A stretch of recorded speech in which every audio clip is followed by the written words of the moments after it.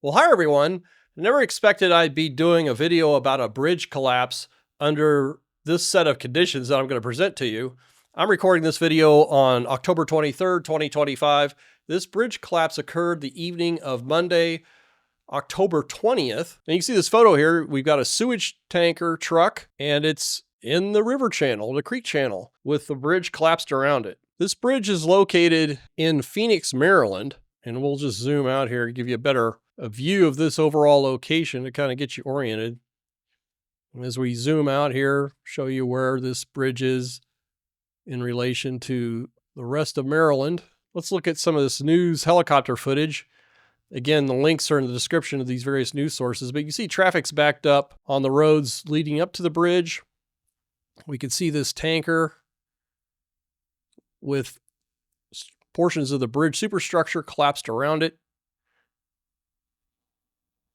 Luckily, no one was injured in this episode. And you see this large tree right behind the tanker truck. And no doubt that's what caused the collapse.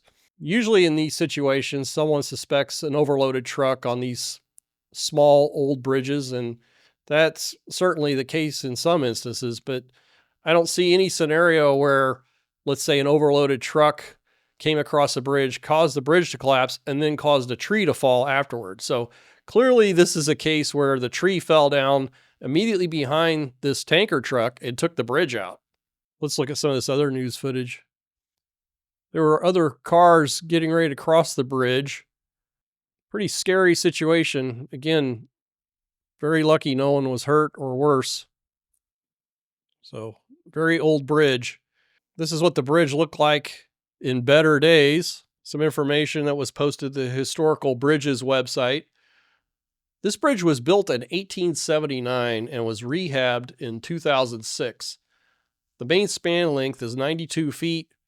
The roadway width is just a little over 14 feet. And of course, as you saw from the photos, it's a single span bridge. Some information from the National Bridge Inventory Database, again indicating the bridge was built in 1879.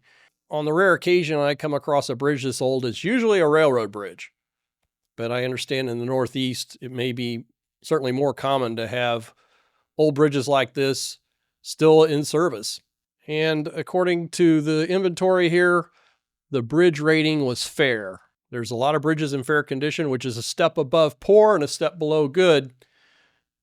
So it appears that this bridge was otherwise in good serviceable condition before the tree decided to park itself on the bridge deck. And it's amazing. I understand the truck driver wasn't cited for any wrongdoing, which I think is appropriate. Again, I don't see any other scenario for how this bridge collapsed aside from the fault of the tree falling over on the bridge itself. And that's not a scenario you would normally think about for a bridge in terms of potential hazards. Although I think bridge owners need to be looking at a wide range of risk factors. Last year, I did a series of videos about a bridge fire that occurred in Cincinnati when arsonists set fire to a playground that was directly below one of the spans of the bridge, the approach spans on a bridge in Cincinnati called Big Mac Bridge. And in retrospect, it should have been a clear concern to consider the possibility that a bridge fire could take out the bridge, which is what happened. In this case, I don't know that the cities or counties have the budget to remove trees well outside their right-of-way. These look like to be very old, tall trees.